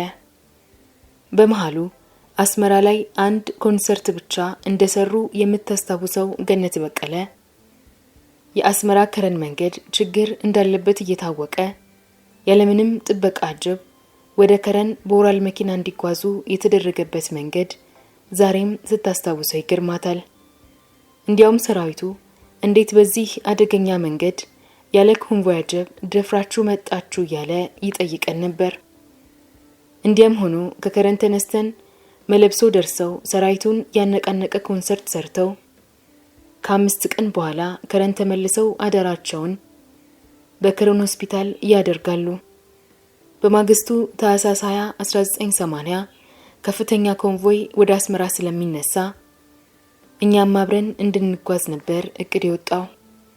ይሁንና የከረን ከተማ ህዝብ በአንድ ዝግጅት እንዲሰራለት ጠይቋል ተብሎ ላለቃችን ተነግሮ ያንን ጉዞ ቀርተን ከረን እንድንቀር ተደረገ። የምሽቱን የከረን ከተማ ኮንሰርት ሰርተው አድረው ጠዋት ይመጣላቸዋል የተባለው የአውሮፕላንም ሆነ አውቶቡሱ ስላልመጣላቸው በመጡበት አኳኋን በ3 ኦራል መኪኖች ተጭነው የአስመራ ጉዞ ተጀመረ። ሰዓቱ ከቀኑ 5:15 ይላል። መንገዱ በአስተማማኝ ሁኔታ ተወጥሯል ስለተባለ ቡድኑን ያጀቡት በ2 ኦራል መኪኖች የተጫኑ ወታደሮች ብቻ ነበሩ፣ ከፊትና ከኋላ። ከመጀመሪያው አጃቢ ኦራል ኋላ ያለው ኦራል መኪና የባንዱን የሙዚቃ መሳሪያዎች፣ አልባሳትና የድምጽ መሳሪያዎችን እንዲሁም 7 የባንዱን አባላት ጭኗል። ተወዛዋዡ እሸቱ ገብሬም የተጫነው እዚሁ መኪና ላይ ነው። ልክ የአዲ ተክለዛይ ኩርባን ስንደርስ ከፊታችን የነበረው አጃቢ ኦራል በላውንቸር ተመርቶ በትንትኑ ሲወጣና ጭሱ አካባቢውን ሲሸፍነው በድንገት የተኩስ ማዕበል ይወርድብን ጀመር ይላል ሌላው በታምር ቆስሎ ተራፊ እሸቱ ገብሬ። ከያቅጣጫው ተኩሱ ቀጠለ። መጀመሪያ የተመታው ኦራል መንገዱን ስለዘጋው ወደፊትም ሆነ ወደ ኋላ ማምለጫ ጠፋ። ይባስ ብሎ ሶስተኛውና እነ ንግስት አበበ ያሉበት ኦራል የኋላውን ተኩስ ለማምለጥ ይመስላል ከፊቱ ያለውን ኦራል ደርቦ መጥቶ ከሁለተኛው መኪና ጋር ተላተመና ቆመ። መንገዱ ሙሉ በሙሉ ተዘጋና አረፈው ይለናል ተወዛዋዡ እሸቱ ገብሬ። ከመኪናው ላይ መዝለል የቻለ ሁሉ በሚችለው እየዘለለ ወደ ቁጥቋጦ መውደቅ ጀመረ። ቀድመው ቦታ የያዙት የህጋሄ ወይንም ሻቢያ ገዳይ ስኳድ አባላት በጅምላ ተኩስ አጣደፏቸው።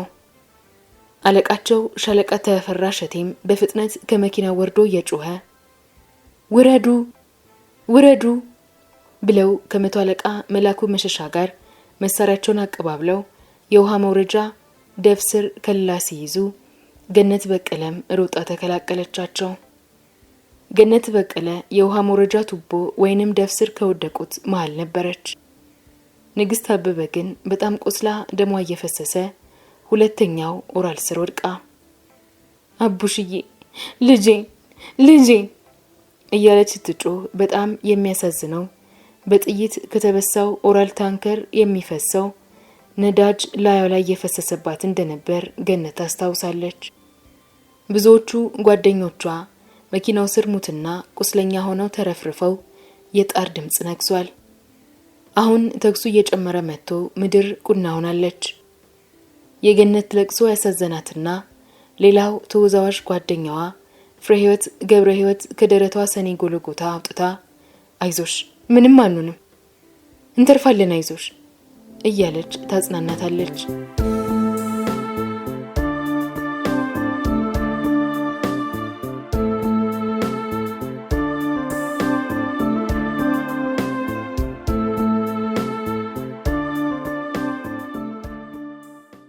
ሁለቱንም እግሮቼን ቆስዬ ደሜ እየፈሰሰ መሆኑን እንኳን አላስተዋልኩም ነበር ትላለች ገኒ። ገዳዮቹ ምንም የትክስ ምላሽ ሲያጡ በቀጥታ ወደ ተረፈረፉት የባንዱ አባላት መጥተው እያንዳንዱ ላይ የተኩስ መጨረስ ሲጀምሩ ሌሎቹ የገዳይ ቡድን አባላት ደግሞ መኪናው አናት ላይ ወጥተዋል። በዚህ ጊዜ አንድ ጠብደል ያለ ገዳይ በድንገት መጥቶ ኦራሉን ተደግፎ እነገነት ደፍ ጋር ቆመ። ፊቱ ባይታያቸውም ከጉልበቱ በታች አድፍጠው በቅርብ ርቀት እያዩት ነው። የሁሉም ትንፋሽ ጸጥ አለች። ቁርጧ ሴኮንድ ሰውየው በህይወት የቀረ ካለ ብሎ ጸጥ ብሎ ባይኑ አካባቢውን እየቃኘ ያዳምጣል። የሚሰማው ብቸኛ ድምጽ ያለማቋረጥ አቡሽዬ ልጄን ልጄን የሚለው የንግስት አበበን የሰቁቃ ዋይታ ብቻ እንደነበር ገነት አትረሳውም። ንግስት አበበ በተለይ ደረቷን የመታት ጥይት ከባድ ስቃይ ውስጥ ጥላቷል። ይባስ ብሎም ኦራሉ ስር ወድቃ ነዳጁ እየፈሰሰባት ስቃዩን የበለጠ አብሶታል። እናም ልብን የሚሰብረው የስቃይ ዋይታው በአካባቢው ሁሉ ያስተጋባል። እስትንፋስ የህይወት ዋጋ በምትጠይቅበት በዚች መከረኛ ቅጽበት መሃል በድንገት ሌላዋ ተወዛዋዥ ወይንሸት ኃይሉ ያልታሰበ ድምጽ አሰማች። በእናትህ አትግደለኝ፣ በእናትህ አትግደለኝ ብላ ዝምታዋን ሰብራ ልመና ጀመረች። ትልቅና ከባድ ስህተት። ወይኔ ፍርሃቷ አንገቷን ሲጥ ሊያደርገው ሲል በወሰደችው ደመነፍሳዊ እርምጃ ጭራሽኑ ለገዳያቸው የተደበቁትን አቅጣጫ ጠቁማ አረፈችው። ሰውየው ደግሞ ወዲ ኤክስኤክስ ነው። ወዲ ኤክስኤክስ ትኩር ብሎ አያትና ያለምንም ርህራሄ ጥይቱን ለቀቀባትና ጸጥ አደረጋት። ወይንዬ ዝንፍል ብላ ወደቀች። ጭራሽ የሞተ ቡድን መስለው ለተኙትም ጠበሉ ደረሰና የገነት እግር ሌላ ጥይት ደገመው። መኪናዋ ናት ላይ የወጡት የሻዕቢያ ገዳዮች መኪናውን ለመለኮስ ክብሪት እየጫሩ እያለ ግን ፈጽሞ ያልታሰበና ያልተገመተ የሄሊኮፕተር ድምጽ ተሰማ። አዲ ተክለዛን 90 ኪሎ ሜትር በሚዘረጋው መንገድ መሃል ላይ ከአስመራ በግምት 30 እስከ 45 ኪሎ ሜትር የምትገኘው አዲ ተክለዛን የተባለችው አካባቢ ደግሞ አደገኛ ኩርባና ሸጥ ያላት የሻዕቢያ ኃይሎች በተደጋጋሚ እየሰረጉ እየገቡ በሰራዊታችን ኮንቮይ ላይ ጥቃት የሚያደርሱባት ከባድ ስትራቴጂክ ቦታ ናት። በአዲ ተክለዛይ ግዙፍ የሰራዊት ካምፕ እንዲሁም ግዙፍ ሰራዊት እያለ ምንም አይነት መረጃ ሳይሰማ በወዲ ኤክስኤክስ የሚመራው የህጋኤ ወይንም ሻዕቢያ ገዳይ ስኳድ ኃይሎች ከሞላ ጎደል የተሰጣቸውን ግዳጅ ወይንም ኦፕሬሽን በተሳካ ሁኔታ አጠናቀዋል። በወታደራዊ ልዩ ዘመቻ ወይንም ስፔሻል ኦፕሬሽን ሳትያይ የሰራዊታችን የምላሽ ሰዓት ወይንም ሪስፖንስ ታይም ጠንቅቀው ያወቁት የወዲ ኤክስኤክስ ቡድን አባላት ዘና ብለው የምስራቅ እዝ ባንድ አባላትን ሙትና ቁስለኛ አድርገዋል። በህይወት የተረፈ መኖሩን አለመኖሩን እያጣሩና እየጨረሱ ያለ በድንገት ተዋጊ ሄሊኮፕተሯ በአናታቸው ላይ ብቅ ያለችው።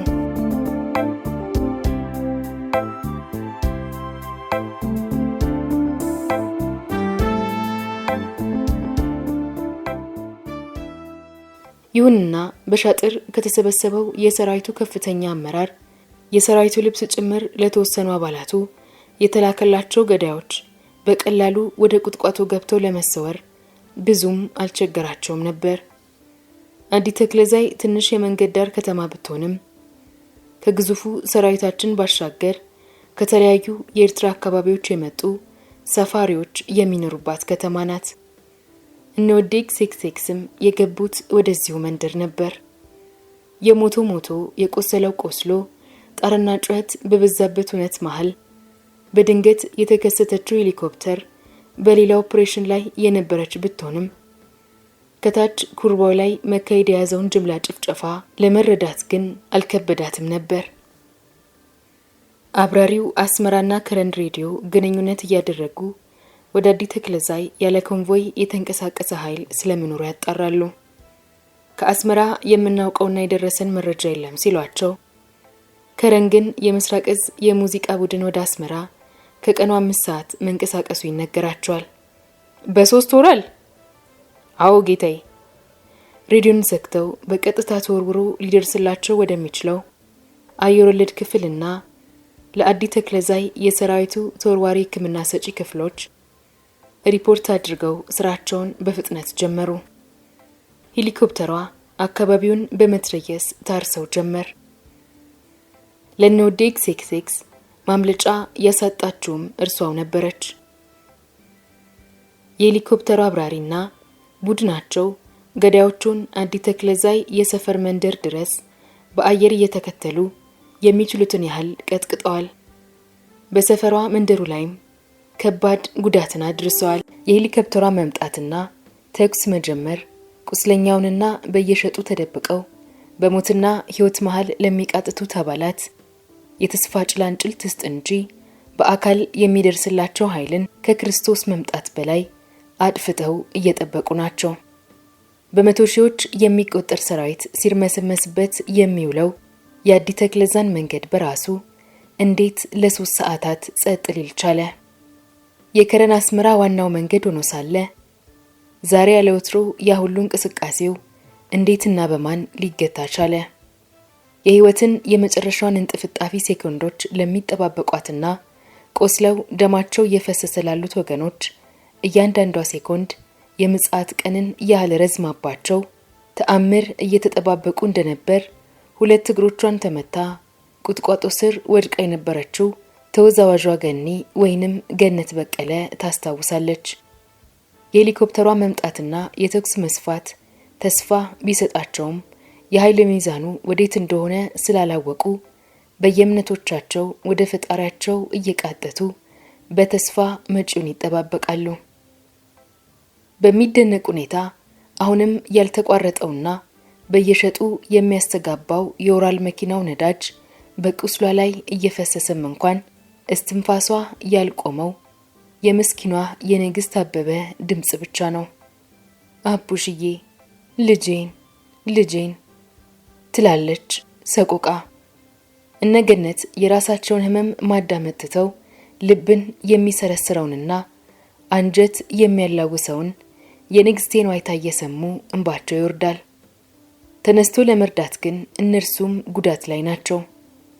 ሁለተኛው ደግሞ ገዳዮቹ በአካባቢው ይኑሩ አይኑሩ ማወቅ አልተቻለም። ሁሉም በግንባሩ ተደፍቶ ያነባል። በዚህ ሁሉ መሃል ነበር ባለቀይ ቦኔቶች በደረሱበት ሁሉ የወገን መመኪያዎቹና በራሪ ነብሮቹ 102ኛ አየር ወለድ አባላት የደረሱት። ለሰራዊቱ የአደጋ እንደደረሰ በቦታው በፍጥነት እንዲደርስ የታዘዘውን 5ኛ አየር ወለድ ብርጌድ 1ኛ ሻለቃ ስኳድ የመሩት ግርማ ኃይሌ እንዲህ ያስታውሳሉ። በወቅቱ ቦታው ላይ በፍጥነት እንድንደርስና አደጋውን የፈጠሩትን ሽፍቶች የማሳደድ ማጥቃት እንዲፈጸም በቦታው ታዞ የደረሰው 5ኛ አየር ወለድ ብርጌድ 1ኛ ሻለቃ ነበር። ግን አደጋው የተፈጠረበት ሰዓትና እኛ የደረስንበት ሰዓት እጅግ የተራራቀ በመሆኑ አደጋ ጣዩ ላይ መድረስ አልተቻለም። በራሪ ነብሮቹ በተለይም የሄሊኮፕተሯ መድረስ በቁስለኝነትና በህይወት ለተረፉት የመጨረሻውን የተስፋ ጭላንጭል ያበሰረ ነበርና እጅግ ዘግይቶም ቢሆን እርዳታ ተሰጥቶ የቡድኑን አባላት የሚያነሱ መኪኖች ከአዲ ተክለዛይ ከተማ መምጣት ጀመሩ። የተወሰኑትን በህይወትና በሞት መሃል ያሉትንና በቀላል ቁስለኝነት ላይ ያሉትን እየለዩ ወደ አዲ ተክለዛይ ጊዜያዊ ማገገሚያ ይዘው መወርወር እንደጀመሩ ሌላው ቆስሎ በህይወት የተረፈው ተወዛዋዡ እሸቱ ገብሬ ያስታውሳል።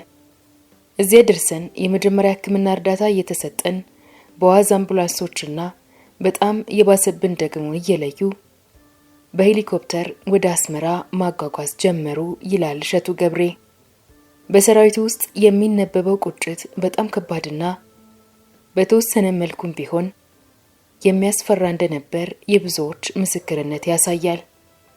በኋላ ላይ በተለይ ማምሻው ላይ ሰራዊቱ በል ተነሳስቶ ከእዝ ሰንሰለት በመውጣት በአዲ ተክለዛን መንደሮች ለወሰደው ከባድ እርምጃ ቅድመ ማሳያ እንደነበር ይገልጻል።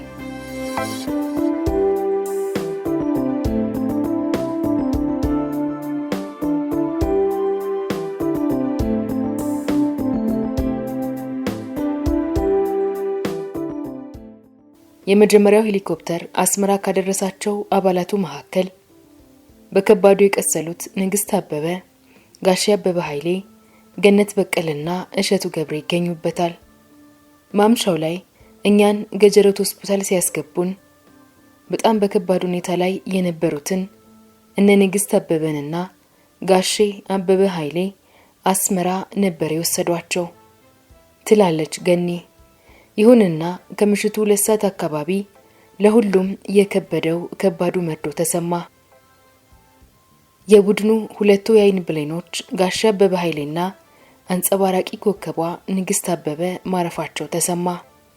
ይህንን ዜማ ስንሰማ አልጋይ ላይ ስቅስቅ ብዬ አለቀስኩ። ብላሁንም የእንባ ሳግ አነቃት። ገኒ ገነት በቀለ፣ አዲ ተክለዛይ የነወዲ ኤክስኤክስኤክስ የግድያ ስኳድ ተወጥሯል በተባለለትና በሁለት ግዙፍ እዞቻችን በተለይም በጀነራል ከበደ ጋሼ የሚመራው የመክትዝ ከባድ ጥበቃ ይደረግለታል በሚባለው የከረን አስመራ መንገድ አጋማሽ አዲ ተክለሳይ ኩርባ ላይ ሌሊቱን መሽጎ አድሮ የተሰጠውን ሚሽን ከሞላ ጎደል አሳክቶ ተመልሷል። የሰራዊት ማዕበል በሚርመሰመስበት በዚህ ቁልፍና ስትራቴጂክ መስመር ላይ ገዳይ ቡድኑ ያለማንም ከልካይ የምስራቅ እዝን የሙዚቃ ቡድን አባላት 17ቱን ገድሎና 12ቱን ከባድ ቁስለኛ አድርጎ አዲ ተክለዛይ ልበ ትግራይ ሸጥ ላይ አንጥፏቸው ሄዳል። በየሸጡ ተንጠባጥበው ከወደቁት አባላቱ መካከል በተአምር ምንም ሳይሆኑ የተረፉት 5 አባላት ብቻ ናቸው። በድንገት የሄሊኮፕተሯ መከሰት ነገሩን ቀያይሮ ቁስለኞችም ሊተርፉ ቻሉ እንጂ በደቂቃዎች ውስጥ ሁሉም እየተመነጠሩ ያልቅላቸው ነበር። የሄሊኮፕተሯ መምጣት ለተወርዋሪው የአየር ወለድ ክፍል መድረስ ምክንያት በመሆኑ ዘግይቶም ቢሆን የተወሰኑት አባላት በደም መፍሰስ ብዛት ጭምር ከማለቅ ታድጓቸዋል። ሙትና ቁስለኞቹ በሄሊኮፕተርና በአምቡላንሶች እየተጫኑ አስመራና ገጀረት ሆስፒታሎች ከመሸም ቢሆን መድረስ ችለዋል። አስመራ ላይ ደግሞ የንግስቲቱ ንግስት አበበና የአንጋፋው ነመኛታው ጋሼ አበበ ኃይሌ የመጀመሪያው የልፈት ዜናዎች ተሰምተው ምሽቱን ተጨማሪ የእንባ የለቅሶና የዋይታ አድርገውታል። ለምን ተረፍኩ? እዚያው ከጓደኞቼ ጋር አብሬ መሞት ነው የምፈልገው የሚሉት የልህና የቁጭት ድምጾች ሁለቱም ሆስፒታሎች ያናጓቸዋል። የቡድኑ አባላት የእርስ በርስ ፍቅር የሆስፒታሎቹን ስታፎች ጭምር በእንባ ያራጨ እንደነበር ዛሬም በህይወት ያሉት አባላቱ ይናገራሉ። በሰሜን እዝ ህዋሰ ዋና መምሪያ የፖለቲካ ክፍሉ ባልደረባ የነበሩት የመቶ አለቃ እርቂሁን ደሳለኝ ሆስፒታሉ አባላቱን ለመጠየቅ ከሄዱት አንዱ ነበሩ።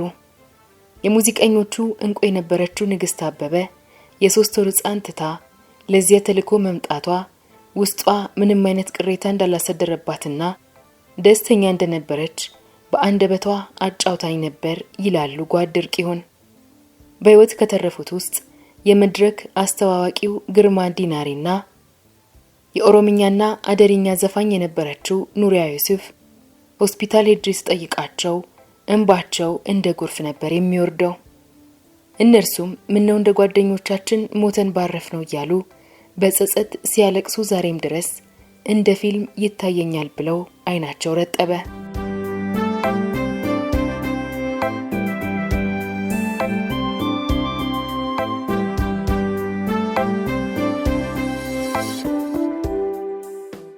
ከረን የሃድጉ ነገር የከረን ሆስፒታል ሜዲካል ዳይሬክተር ዶክተር ወንዲፍራው ጥላሁንና ጓደኞቻቸው የሳምንቱን መጨረሻ ምጽዋ በመሄድ ለማሳለፍ አስመራይ ድረሱ እንጂ የምስራቅ እዝ ባንድ አባላት ጉዳት ዜና የደስታ ስሜታቸውን አጥፍቶባቸዋል። በተለይ በኤርትራ ምድር ለሚኖሩ የማል ሀገር ልጆች ዜናው ቅስም ሰባሪ ስለነበር ሁሉም ላይ የሐዘን ድባብ አጥልቷል። በዚሁ ስሜት ከረን ከተማ የተመለሱት እነ ዶክተር ወንዲፍራው ከተማው በተለየ የሐዘን ድባብ ውስጥ ሆኖ ሲያገኙት ነገሩ ከምስራቅ እዝ ጋር በተያያዘ መስሏቸው ተገርመው ነበር።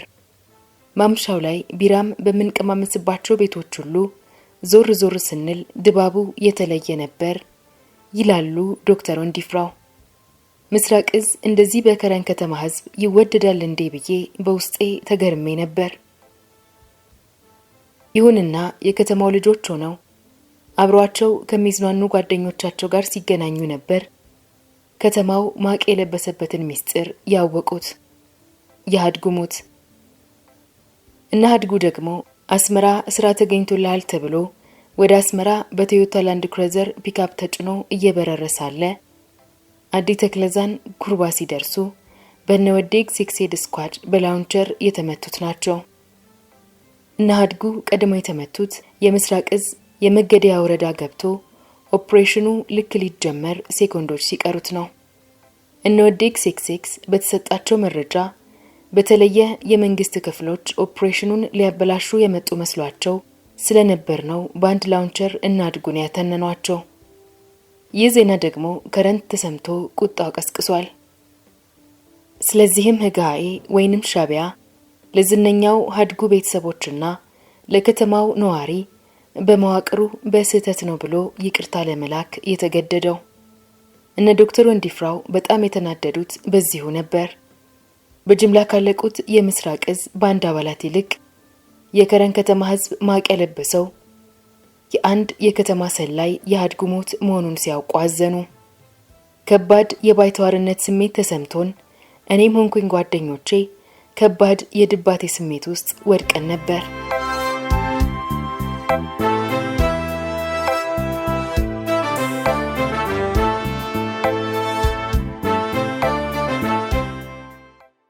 ሐረር ከተማ። ሐረር ላይ ዜናው እንደተሰማ የተፈጠረውን ከባድ የድንጋጤና የሐዘን ስሜት በቃላት ለመግለጽ የሚቻለው ማን ይሆን? ሐረር ማቅ ለበሰች። ወደ ቢሮ የሚገባ ሰራተኛ፣ ወደ ትምህርት ቤት የሚሄድ ተማሪ ጠፋ። ሙሉ የከተማው እንቅስቃሴ ሽባ ሆኗል። በየቤቱ፣ በየመንገዱ፣ በየመጠጥ ቤቱ ሁሉ ሐዘን ነገሰ። ክልሉን የሚመራው የኢሰፓ ዋና ኃላፊ ጓድ ገብረየስ ወልደሃና ለከተማው ህዝብ የሐዘን ስሜት ምላሽ ለመስጠት ግድ ሆነባቸዋል። ስለዚህ የሀገሪቱ ባንዲራ ዝቅ ብሎ እንዲውለበለብና የሐዘን ቀናት መታወጅ የግድ ሆነ። በተጓዳኝ ደግሞ ልጆቹን ያጣው የምስራቅ እዝ ዋና መምሪያ፣ ልዩ ልዩ ክፍሎች፣ አጠቃላይ ሰራዊቱ እንዲሁም የፖሊስ ሰራዊት ክፍሎች ቁጣና ሐዘን ወደሚያስፈራ ድባብ ተለውጦ ከተማዋ ሙሉ ለሙሉ ጥቁር ማቅ ለብሳ ዛሬ ምሽት የሚመጣውን የልጆቿን አስክሬን እየተጠባበቀች ናት። የምስራቅ እዝ ባንድ አባላት አደጋ እንደደረሰባቸው እንጂ ስንት ሰው ሞተ፣ እነማን ሞቱ፣ እነማንስ ተረፉ የሚለው ሁሉ ሳይታወቅ በሁሉም ቤቶች ለቅሶና ዋይታው ሐረርን ይንጣታል። ይሁንና ዛሬ ምሽት አስክሬናቸው ስለሚመጣ ሁሉም ነገር ይለያልና ሁሉም በጥፍሩ ቆሞ እየጠበቀ ነው። የባንዱ የትግረኛ ዘፋኝና የዛሬ ዓመት በድንገተኛ ህመም ህይወቱ ያለፈችውና በህወሓት ዘመን ከባድ የስቃይ ጊዜን ያሳለፈው ሀጎስ ገብረ ህይወት ነፍሱን ይማር ደግሞም በወቅቱ ከባንዱ ጋር ለመጓዝ ትዕዛዝ ሲሰጥ አሞኛል መሄድ አልችልም ብሎ መቅረቱ ከአደጋው መፈጠር ጋር ተያይዞ ምን ነው ሄጄ በሆነ ኖሮ እያለ ከሐዘን አልፎ አደጋውን ፈርቶ በቤቱ ያምጣል።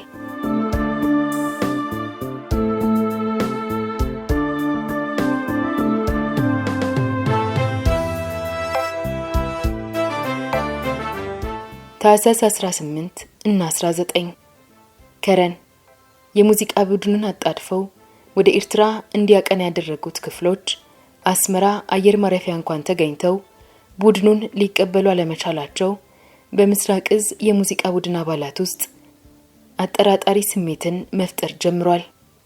አስመራ ከተማ ውስጥ ለበርካታ ቀናት ያለ ስራ መቆየት፣ ምድብና ስምሪት የሚሰጣቸው አካላት መጥፋት እንዲሁም ከአስመራ ከረን መለብሶ አፋባት እንዲጓጓዙ የተደረገበት መንገድ ሁሉም ጥርጣሬ ውስጥ ጥሏቸዋል።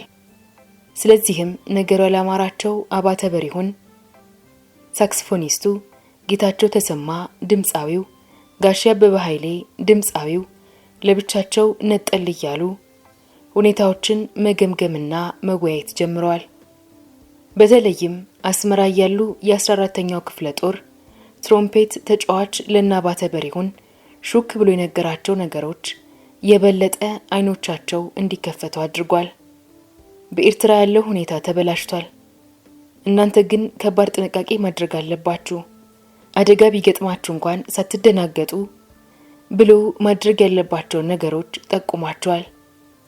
ጥይት ስጠብቅ ኪነት በዚያ አደገኛ የጦርነት ቀጠና ውስጥ በኦራል ተጉዘው ከከረን መለብሶ ደርሰው ሪፖርት ሲያደርጉ የቀጠናው የጦር አዛዥ እኔ ጥይት ስጠብቅ ጭራሽ ኪነት ላኩልኝ ያሉት አባባል የሙዚቃ ቡድኑን ሞራል በጣም ጎርቶታል። ጦርነቱ ወደ አስጨራሽ ደረጃ አድጎ ሌሊቱን ከባድ ውጊያ ሲደረግ አድሯል።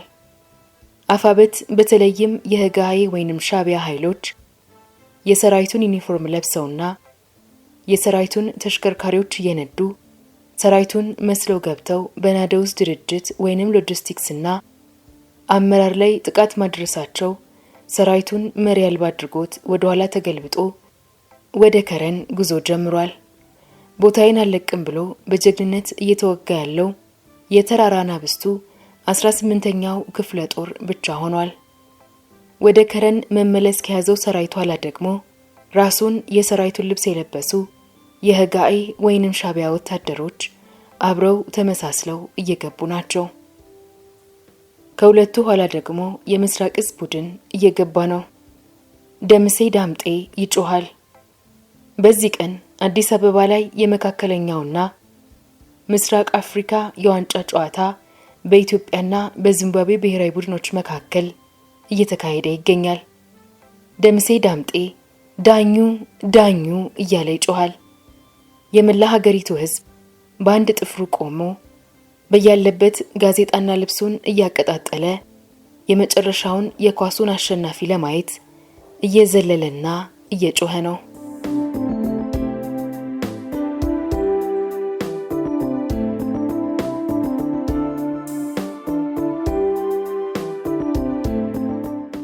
ከአዲስ አበባ 1326 ኪሎ ሜትር ርቀት ላይ ደግሞ ጎል በገባ ቁጥር ከረን ከተማ በጥይት እየተናወጠች ነው።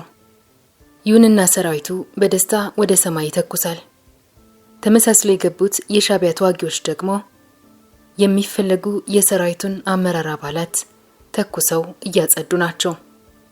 በተለይም የኢትዮጵያን ብሔራዊ ቡድን አሸናፊነት ያወጀችው የመጨረሻዋ ፍጹም ቅጣት ምት ከተመታች በኋላ ከረን ላይ ሁኔታው ከቁጥጥር የወጣ መሰለ። እርስ በርስ መገዳደል ተጀመረ።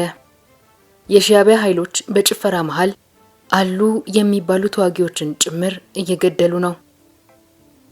ይህንን ሁኔታ በንቃት የሚከታተሉት የምስራቅ እዝ መሪዎች ልጆቻቸውን ሰብስበው ከረን ሆስፒታል ውስጥ ከትመዋል። ሞት በሁሉም አቅጣጫ እያደናቸው ይመስላል። አየሩ ሁሉ ለመሳቢያ ያስፈራል ይለዋል አባተ በሪሁን። የሚገርመው በእንደዚህ ያለ ሁኔታ ውስጥ ነው ባንዱ ሙዚቃ እንዲያቀርብ እየተጠበቀ ያለው። መሎቲ ቢራ ያፈረሰው ኮንሰርት ታህሳስ 19 1980 የማያልቀው የንግስቷ መከራ።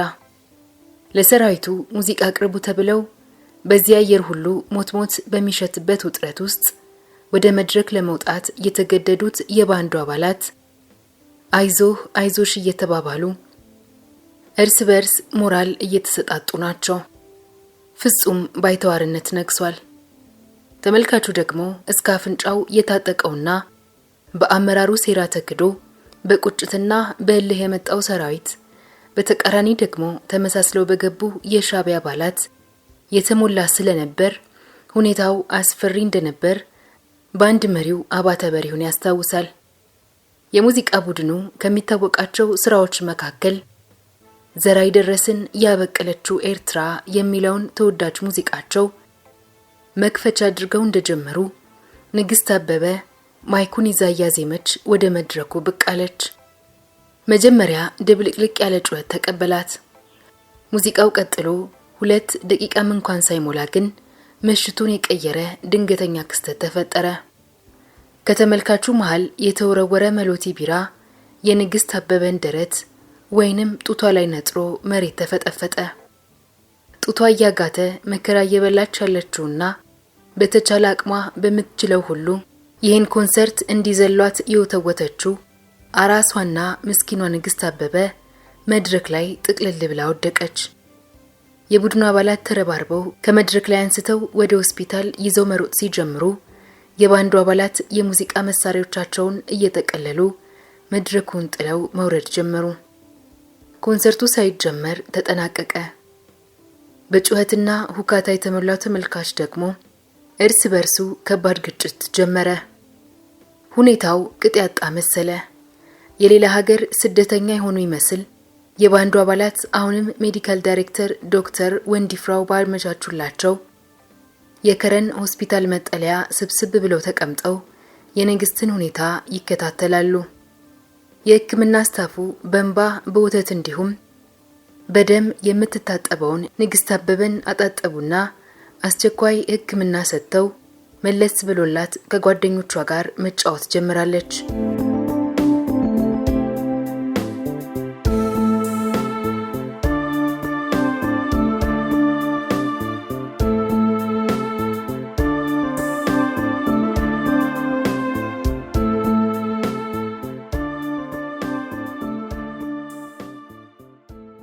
አልጠልቅ ያለችው የጉድ ጀንበር ጀነራሎቹና የወሲብ አምሮት።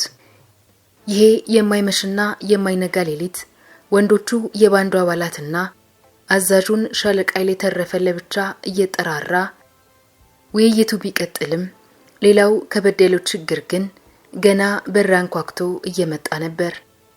መሪ ያጣው ሰራዊት ከሚዋጋው ጠላት ጋር ተቀላቅሎ ገብቶ ከረን ወደ ስርዓት አልበኝነት እየተቀየረች ቢሆንም በመሎቲ ቢራ ሲራጩ ያመሹት ጀነራል መኮንኖች ደግሞ ለምሽቱ የገድላቸውን አንገብጋቢ ጉዳይ ለመሙላት አይናቸውን የምስራቅ እዝ ባንድ ሴት አባላት ላይ ጥለዋል። ወሲብ። ለጊዜው ስማቸውን ባልጠቅስም ዛሬም በህይወት ኖረው እንደ ጀግና የሚታዩ ስላሉበት በውስጣቸው የባንዱን ሴት አባላት ተከፋፍለው ጨርሰው አብረውን ካላደሩ ብለው የሚይዙ ከፍተኛ መኮንኖች ምሽቱን ሌላ የመከራ ምሽት አድርገው ታረፉት። የቡድኑ አዛዥ ሻለቃ ኃይሌ ተረፈ፣ ጋሻ አበበ ኃይሌ፣ ጌታቸው ተሰማና የባንድ መሪው አባተ በሪሁን የጋራ ግንባር ፈጥረው ከመኮንኖቹ ጋር ሰዓታት የፈጀ ውዝግብና ክርክር አድርገው ሴቶቻቸውን ሳያስነኩ አደሩ። ይሄ ሁሉ ሲሆን ታዲያ እነገነት በቀለ ወይንም ገኒ ስለ ጉዳዩ ብዙም ያወቁት ነገር አልነበረም። እንደማይነጋ የለም ሌሊቱ ነክቶ በወጣላቸው የጉዞ ቅድ መሰረት በጠዋት ከሚጓዘው ግዙፍ ኮንቮይ ጋር ለመጓዝ ሲነሱ ነበር ሌላው ቅስም ሰባሪ ዜና ይደረሳቸው። አባተ በሪሁን፣ ገኒና እሸቱ ገብሬ ሁኔታውን ያስታውሳሉ።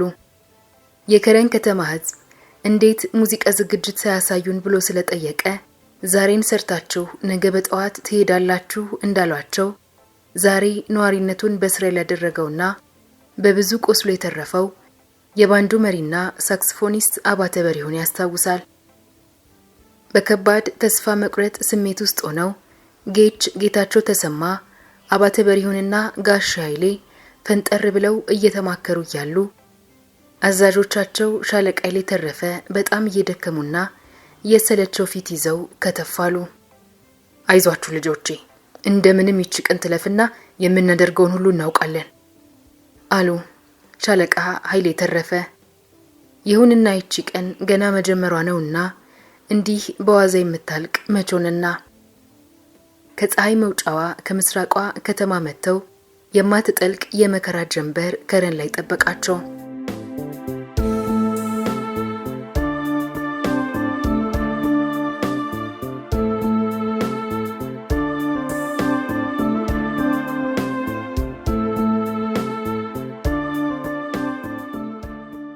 የጸሐፊው ማስታወሻ ከክፍል 1 ጀምሮ በቀረበው ታሪክ እጅግ በጣም በርካታ ክስተቶችን አስተናግጃለሁ። ይህንን 35 ዓመት የሞላው ታሪክ 20 ዓመታት ያህል ስመረምር ስፈትሽና ከ380 በላይ በሪከርድ የተቀመጡ ኢንተርቪዎች ስሰራ ቆይቻለሁ። ታሪኩ ሙሉ በሙሉ በመጽሐፍነት የተዘጋጀ ቢሆንም ኢንተራክቲቭ በሆነው በዚህኛው የዲጂታል ዘመን ታሪኩን በቅምሻ መልክ ማውጣት የፈለኩበት በምክንያት ነበር። የምርመራ ታሪኩ በትውልዶች መሃል እንዴት ይተነተናል የሚለውም ዋናው መጠይቅ ነበር። ይህ ታዲያ ፈጽሞ ከጠበቅኩትና ከገመትኩት በላይ ረጅም ርቀት የተጓዘና ዛሬም በህይወት ያሉ ባለታሪኮችን፣ የዓይን እማኞችን፣ በወቅቱ በተለያዩ የሥራ ኃላፊነት የነበሩ እንዲሁም ታሪኩን ለመጀመሪያ ጊዜ የሰሙትን ጭምር በስሜት ያስተሳሰረ ሆኖ አግኝቼዋለሁ። በመቀጠልም ታሪኩ በዚህ ገጽ ላይ መውጣት ለዓመታት በእግር በፈረስ ፍለጋ ያላገኘዋቸውንና በታሪኩ ውስጥ የራሳቸው ጉልህ ሚና የነበራቸውንም እንቁዎች ያገኘሁበት ገጠመኝ ነበር። ታሪኩ ካሰብኩትና ከገመትኩት በላይ ሰፍቶና ርቆ ከመላው ዓለም ብዙ አይነት ምልከታዎችና ጥያቄዎች ማምጣቱ ሳያንስ የመንግስትን ከፍተኛ ክፍሎች ጨምሮ በርካታ ቁም ነገሮችንም ይዞ ሊመጣ መቻሉ በጣም ልብን የሚያሞቅ ነበር። ከዚያ ውጪ እልቆ መሳፍንት የሌለው የስልክ ማዕበል ለመመለስ እስከሚከብደኝ ቀኑንና ሌሊቱን ሁሉ ለማስተናገድ የተገደድኩበት ከባባድ የቀድሞ ባለስልጣናት ጭምር ጥሪ የተቀበልኩበት አስገራሚ የህይወትና የጋዜጠኝነት ልዩ ገጠመኞች ነበሩ። እኔም የማውቀዋለኝ እያሉ ከአይን ምስክርነት ጀምሮ የተለያዩ የድምጽ፣ የሰው፣ የምስልና የሰነድ መረጃ ዶፍ ያወረዱብኝ የሰራዊቱ አባላት ድርሻ ወደር የማይገኝለት ሆኖ አግኝቼዋለሁ። በዚህም ያ ስርዓት የራሱ ድክመቶችና ችግሮች ይኑሩት እንጂ በተለይ የሰራዊቱ አባላት በመረጃና ሰነድ አያያዝ የቱን ያህል የደረጁና ከ35 ዓመታት በኋላ እንኳን እንደ ጅረት የሚፈስ የመረጃ አያያዝና የታሪክ ነገራ ወይንም ናሬቲቭ አቅም የታደሉ መሆናቸውን ለማየትና ለማድነቅ ችያለሁ። ከዚያ ባሻገር ተዳፍኖ የቆየ ታሪካቸው እንዲህ በጥናትና በጥልቅ በመቅረቡ ከከፍተኛ ቁጭትና ደስታ የመነጨ ከጀነራሎች ጀምሮ እስከ ተራው የሰራዊቱ አባል ሁሉ ውድ ልጅ መሆን ችዬ በየቀኑ የምደዋወላቸው ሰዎች እጅግ የበረከቱ ሆነዋል። በነካጅህ ይህንንም ብትጽፈው ያኛውን ብትጀምሮ የሚሉና እያንዳንዳቸው ቢነገሩ ለዓመታት የሚያስደምሙና ጉድ የሚያሰኙ ያልተነገሩ ታሪኮች ለትውልዱ እንዳቀርብ ጠይቀውኛል።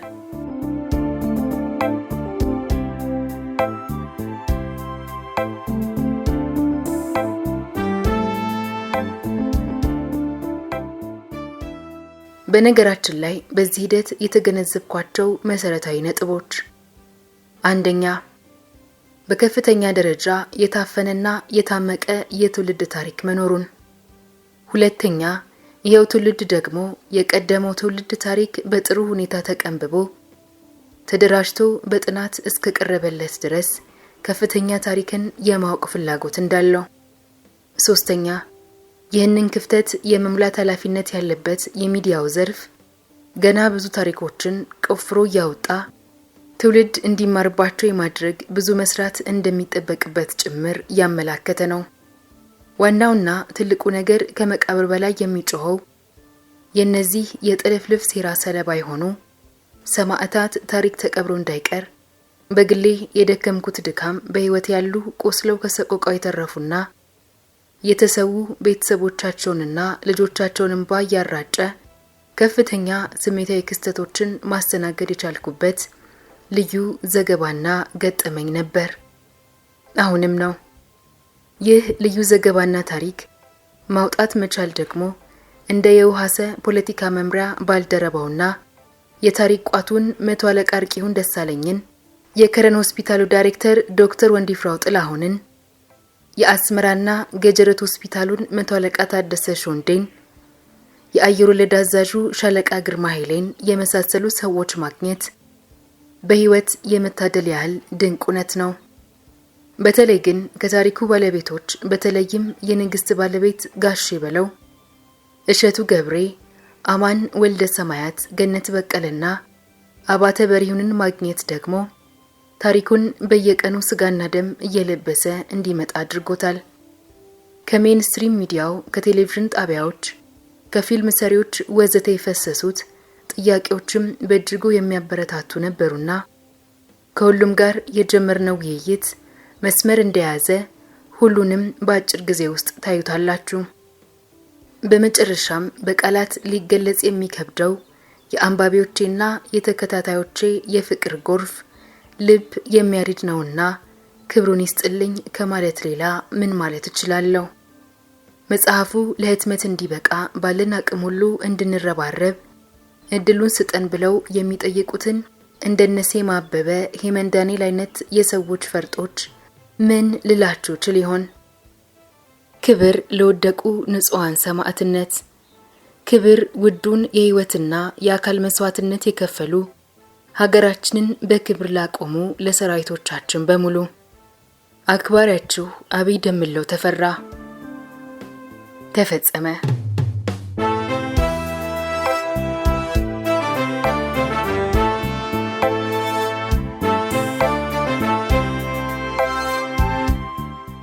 የዛሬ ታሪካችን እንዴት ነበር? ከወደዳችሁት ላይክ አድርጉ።